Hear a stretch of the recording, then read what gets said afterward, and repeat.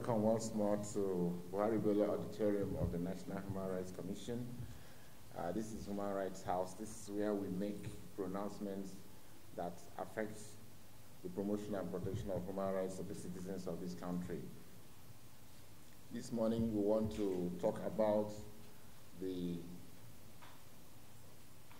advisories the Commission is issuing in respect of the 2019 elections, especially with regard to hate speech, fake news, election violence, and IDP participation in the elections, and also the plan of the Commission to monitor the 2019 general elections.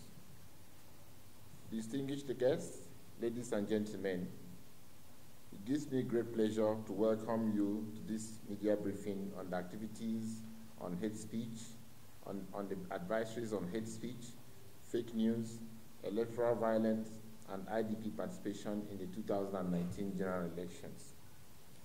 The National Human Rights Commission is empowered to her mandate under Sections 6A and O of the National Human Rights Commission Act 1995 as amended to deal with all matters relating to the promotion and protection of human rights in Nigeria, and on its own initiative or when requested, report on the actions that should be taken by the federal, state, and local governments to comply with human rights standards. The Commission affirms the citizen's right to freedom of expression and the media as a fundamental right guaranteed in regional, international, and domestic human rights instruments. Section 39 of the Constitution of the Federal Republic of Nigeria 1999 as amended also guarantees the right to freedom of expression and the press. Article 9 of the African Charter on Human and People's Rights provides that every individual shall have the right to receive information and to express and disseminate his opinions within the law. Linking that to the issues of the moment, the issue of hate speech, the Commission notes that the run-up to the 2019 general elections scheduled to hold on February 16 and March 2, 2019 respectively, is characterized by high incidence of hate speech, fake news, and electoral violence. The menace of hate speech, fake news, and election violence constitute a threat to life, free, fair, credible, and transparent elections in Nigeria, and violate citizens' right to vote and participate in governance and public affairs.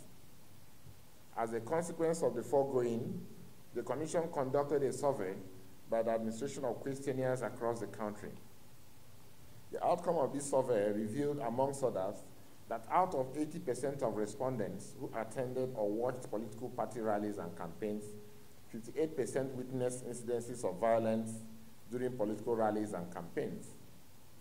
84% of respondents confirmed that hate speech and fake news are spread through print and electronic media, while 83% responded that social media platforms such as blogs, Facebooks, WhatsApp are mostly used to spread hate speech and fake news. Places of worship have also been identified as places where hate speech and fake news are being spread. That is the angle from where we are coming in. We want peace to reign. We don't want vote buying. We don't want fake news. We don't want hate speeches. We don't want election violence, because once these things happen, the next thing is human rights violation. And that will be a headache for us. Already, the number of complaints we get here are overrunning us. You can imagine if there's any violence in this election, who knows how many complaints that will pour into this commission. So that's why we are crying and appealing to everybody.